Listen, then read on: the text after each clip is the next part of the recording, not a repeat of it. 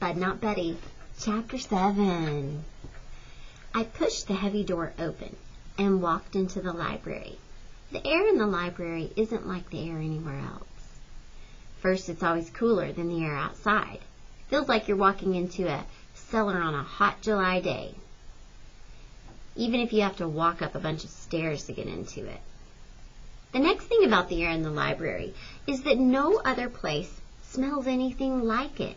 If you close your eyes and try to pick out what it is that you're sniffing, you're only going to get confused because all of the smells have blended together and turned themselves into a different one.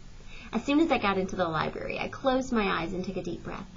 I got a whiff of the leather on all the old books, a smell that got real strong. If you picked one of them up and stuck your nose real close to it when you turned all the pages. Then there was that smell of the cloth that covered the brand new books, the books that made a splitting sound when you opened them.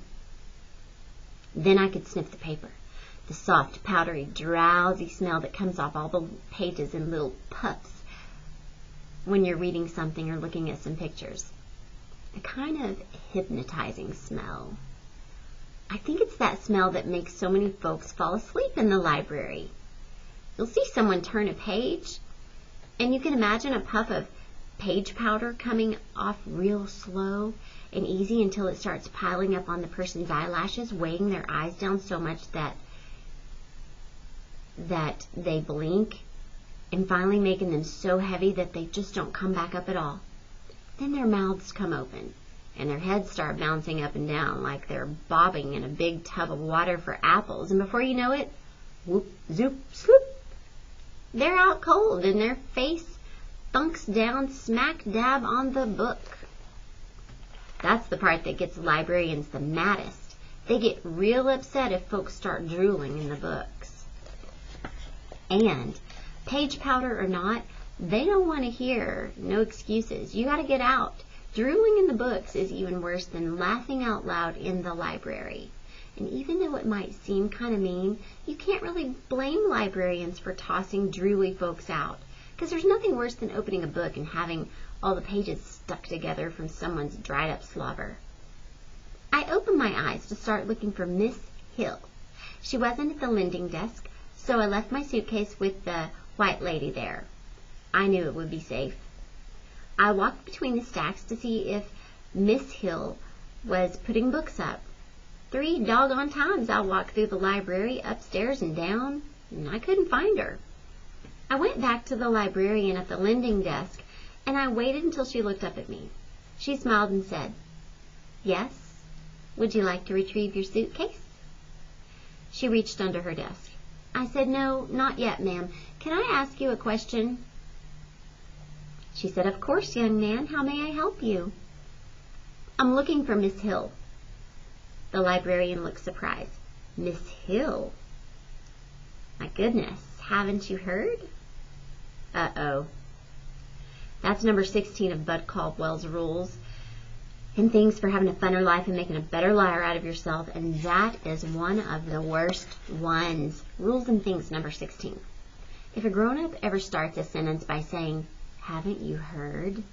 get ready, because what's about to come out of their mouth is going to drop you headfirst into a boiling tragedy. It seems like the answer to "haven't you heard" always has something to do with someone kicking the bucket. And not kicking the bucket in a calm, peaceful way, either like a heart attack or at home in bed. It's usually some kind of dying that will make your eyes buck out of your head when you hear about it. And it's usually the kind of thing that will run you out of a room with your hands over your ears and your mouth wide open. Something like hearing that your grandmother got her whole body pulled through the wringer on a washing machine, or something like hearing about a horse slipping on ice and landing on some kid you went to school with. It was going to be bad. I answered, "No, ma'am."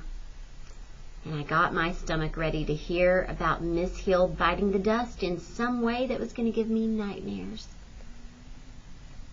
The librarian said, "There's no need to look so stricken. It's not bad news, young man. She laughed a quiet librarian-type laugh and said, "Really, it's not bad news, unless you had matrimonial plans concerning Miss Hill." I pretended I knew what she was talking about. Most times if you listen to how grown-ups ask a question, they'll let you know what it is that they want to hear. I said, "No, ma'am, I didn't plan that at all." She laughed again and said, "Good, because I don't think her new husband would appreciate the competition. Charlemagne, Miss Hill, is currently living in Chicago, Illinois." I said, "Husband? You mean she got married, ma'am?" The librarian said, "Oh, yes, and I must tell you, she was radiating happiness." I said, "And she moved all the way to Chicago?"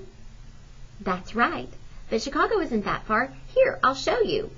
She reached under her desk and pulled out a thick leather book called Atlas of the United States of America. She thumbed through a couple of pages and said, "Here we are."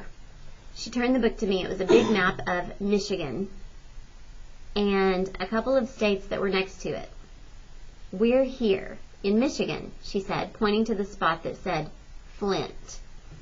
"And Chicago is here in Illinois." They looked pretty close, but I know how tricky maps can be. Shucks, they can put the whole world on one page on a map. So I said, "How long would it take someone to walk that far?" She said, "Oh dear, quite a while, I'm afraid. Let's check the distance." She reached under the desk and pulled out another thick book called Standard Highway Mileage Guide and turned to a page that had 1,000,000 numbers and city names on it. She showed me how to find Chicago on the line that was running across the page and Flint on the line that was running down the page, and then to look at the number that was writ where the two of them joined up. It said 270. She pulled out a pencil and said, "Okay, this is how one figures out how much time it would take to walk to Chicago. Now," she pulled out a third book. Shucks, this is one of the bad things about talking to librarians. I asked one question, and already she has us digging through 3 different books. She thumbed through the book and said, "Aha, it says here that the average male human gait is 5 miles an hour. Okay, assuming that you could cover 5 miles an hour by foot, all we have to do is divide 270 by 5. She did it and said, 54 hours. Much too long to be practical. No, I'm afraid you'll simply have to wait until Mrs. Rollins comes back to Flint for a visit." Shucks.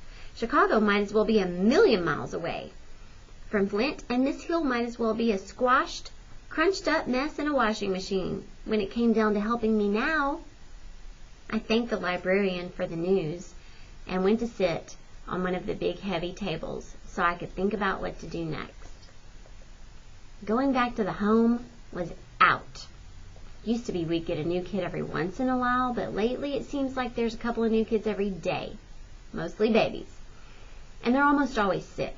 It's not like it was when I first got there. Shucks, half the folks that run it don't even tell you their name and don't remember yours unless you're in trouble all the time getting ready to move out. After a while, I got my suitcase and walked into the regular air and the stinking smells of Flint. That library door closing after I walked out was the exact kind of door Mama had told me about. And I knew that since it had closed, the next one was about to open. I went back under my tree, and before I knew it, I was asleep.